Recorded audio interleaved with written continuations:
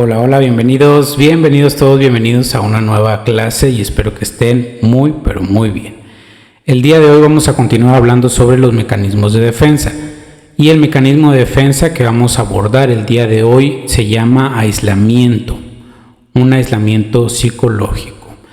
Pero antes de comenzar con el tema, me gustaría que pudiéramos contestar esta encuesta ahí en la caja de comentarios o que me pudieran enviar un mensaje como gusten, pero que pudieran contestarlo. La pregunta dice: ¿qué tipo de memoria recordamos con más frecuencia? ¿Qué tipo de recuerdos tenemos más frecuentemente? Inciso A, los recuerdos más bonitos. Inciso B, los más impactantes. E inciso C, los malos recuerdos. ¿Cuáles tenemos más? Bonitos, impactantes y los malos recuerdos. Igual pueden escribir lo que es la frase, pueden escribir lo que es el inciso, no importa. Me gustaría mucho leerlo y el por qué. Si se puede, si no es algo muy personal, pueden escribir igual en la caja de comentarios el por qué y la situación o el recuerdo que se les viene más a la mente. Igual si es algo más personal, igual me lo quieren compartir para poder analizar ese recuerdo. Con mucho gusto pueden mandármelo y yo lo analizo de forma personal y lo exponemos, obviamente guardando la confidencialidad. Bien, entonces, ¿qué es el aislamiento? Antes que nada tenemos que saber que no es un aislamiento físico. No es estando yo en una isla desierta, no es estando yo como un ermitaño en una montaña solitaria, no es estando yo en el medio del mar, no es un aislamiento físico, no es cuando yo me voy a mi cuarto y cuando me encierro y no quiero saber nada de las personas. No es eso. Es un aislamiento psicológico, es un mecanismo de defensa que nosotros creamos para soportar algo. Entonces, ¿qué es el aislamiento como mecanismo de defensa? Bien, el aislamiento como mecanismo de defensa es un mecanismo por el cual se divorcian o se separan los recuerdos. ¿De qué? De los sentimientos. Como una forma de soportar y tolerar mejor los hechos o la realidad. Entonces es una separación de los recuerdos y los sentimientos para tolerar los hechos, para tolerar la realidad. Hay algunos otros autores que manejan otros conceptos como una estrategia psicológica donde una persona se separa sus pensamientos, emociones o recuerdos de una situación o evento. En otras definiciones también agregan sentimientos, emociones o recuerdos. Sin embargo, con la definición que vamos a quedarnos nosotros el día de hoy es esta. Es un mecanismo de defensa por el cual se separan los recuerdos de los sentimientos como una forma de soportar y tolerar mejor los hechos o la realidad.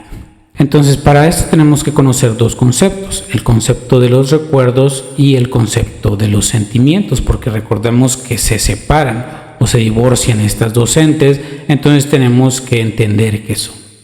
Y primeramente vamos a hablar sobre los recuerdos. ¿Qué es un recuerdo? Bueno, un recuerdo es la capacidad que nosotros tenemos como seres humanos para almacenar, retener y evocar o invocar esos eventos. Información, experiencias, eventos, etcétera, como nosotros queramos llamarlo. Es una capacidad que como seres humanos tenemos para almacenar, retener y evocar. Y esos recuerdos los agarramos de muchas formas y tiene un proceso un poco complicado. Igual si a ustedes les interesa podemos hablar sobre ese proceso, que es la codificación, el almacenamiento y la recuperación. Pero bueno, no nos vamos a meter mucho en eso. Hablando un poco más sobre los recuerdos, tenemos que tener un punto bien importante y bien clave aquí. Los recuerdos no funcionan como una grabadora que reproduce exactamente lo que se ha registrado. Los recuerdos se reconstruyen, e incluso se construyen, o nosotros construimos nuestros propios recuerdos en base a experiencias previas y conceptos actuales. Bien, ahora entendamos qué son los sentimientos, porque aquí también hay algo importante. Los sentimientos son la interpretación y la evaluación consciente que hacemos de nuestras emociones, lo que nos permite comprender mejor nuestro estado interno y tomar decisiones. Entonces, un sentimiento es una interpretación, una evaluación ¿de qué? De emociones. Ahora ustedes dirán, ¿sentimientos y emociones son sinónimos? Para términos psicológicos, no. Vaya, si nosotros no vamos a utilizarlo en un ámbito meramente educativo, es perfectamente lo mismo, ¿no? Sin embargo, si nosotros vamos a ponernos un poquito estrictos, sí es diferente y vamos a entender. Ejemplos de emociones está la alegría, la tristeza, la ira, el miedo, la sorpresa, etc. Y los sentimientos es la interpretación y la evaluación de esas emociones, o sea, una interpretación de la alegría, una interpretación de la tristeza, una interpretación de la ira o del miedo, de la sorpresa, etc. Las emociones, ojo aquí, las emociones no son buenas ni malas, y esto es bien importante que nosotros podamos entender. Nuestras emociones no son buenas ni malas, la alegría no es buena ni mala, la tristeza no es buena ni mala, etc. Pongamos un ejemplo, la alegría. Ustedes pueden sentir alegría perfectamente cuando ustedes tienen un premio, ganan algún regalo, les dan algún obsequio, concursaron en algún evento y ganaron, les dan una medalla, ustedes se sienten contentos porque obtuvieron algo, se sienten alegres, es un sentimiento, alegría. O también pueden sentirse alegres por otras circunstancias. Pueden sentirse, y no digo que esté bien, pero hay personas que se sienten alegres por la desgracia de otras personas, cuando les pasa algo malo a otras personas. La desgracia ajena muchas veces es la alegría de otras personas. Entonces la persona se siente alegre. ¿Por qué? Porque quizá esa persona, no sé, tenía muchos pleitos anteriormente con ella, o yo qué sé, pero se siente alegre por la desgracia de otra persona. Es una misma emoción. Sin embargo, la interpretación de la alegría, ya sea en contextos diferentes, es lo que es el sentimiento. Entonces, para ser claro, las emociones no son buenas ni malas. Los sentimientos es ya la interpretación, y ahí sí nos podemos meter en ese ámbito de qué está bien o qué está mal, dependiendo del contexto cultural o moral del que estemos hablando. Una vez sabido estos dos conceptos, tanto de los recuerdos como de los sentimientos, regresemos a lo que es el aislamiento como mecanismo de defensa. Y cuando hay un aislamiento, permanece la conciencia o permanece nuestra conciencia de forma debilitada. ¿Y a qué me refiero con esto? Bueno, al no tener esos sentimientos, al no tener esas emociones que nos afecten en la forma de decidir, vamos a actuar de forma automática, sin consecuencias. Al permanecer la conciencia debilitada, se ahorra la fatiga de lidiar con los conflictos y con las consecuencias de sentimientos tras la acción. O sea, no tienes ese remordimiento. Así puedes hacer las cosas y sentir responsabilidad emocional. Y eso es algo bien importante. Cuando aislamos los sentimientos de los recuerdos, nosotros actuamos de forma automática. ¿Por qué? Porque no hay algo que nos ata. No hay emociones, no hay responsabilidad emocional, no hay conciencia que nos diga esto está bien, esto está mal. Actuamos de forma inconsciente. Entonces nos protege de cierta forma. Así podemos nosotros actuar sin sentir esa carga emocional que trae todo eso. Ahora, esto puede ser algo tanto positivo como negativo. Positivo, ¿por qué? Cuando nosotros estamos lidiando con un conflicto emocional muy grande, normalmente nuestras decisiones están sesgadas. Entonces no podemos actuar, nos ciclamos.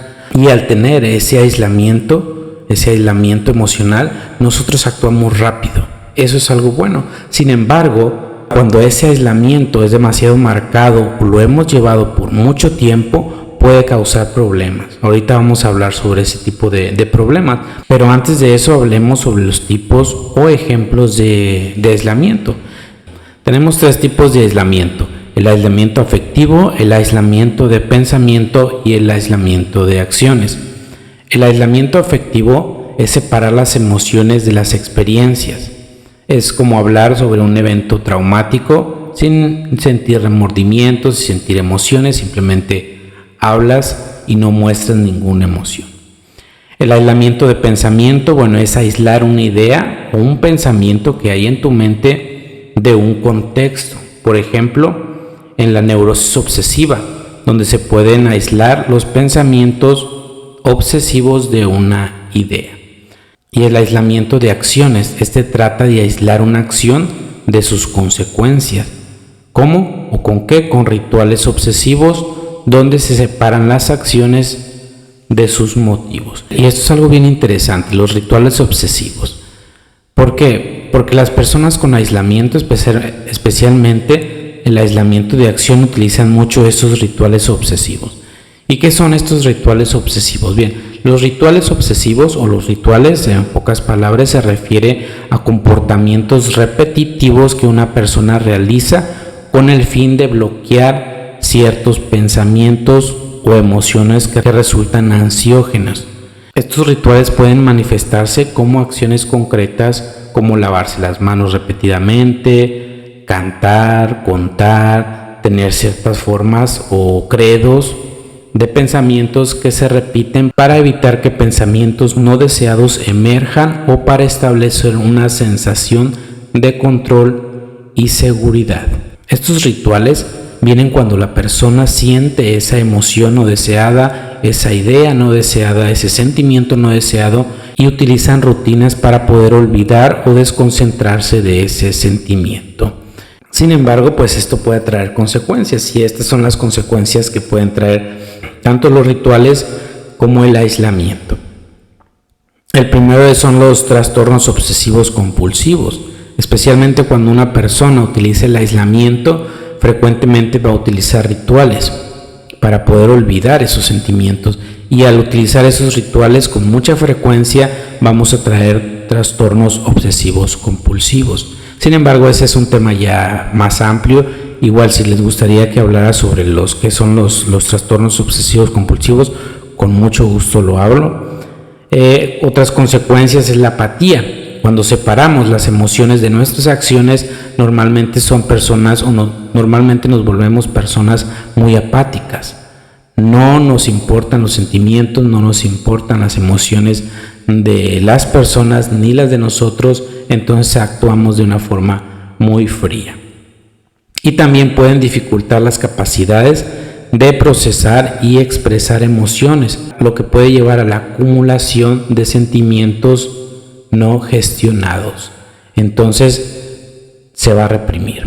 Y por último, como todo tipo de aislamiento, va a producir sentimientos de soledad.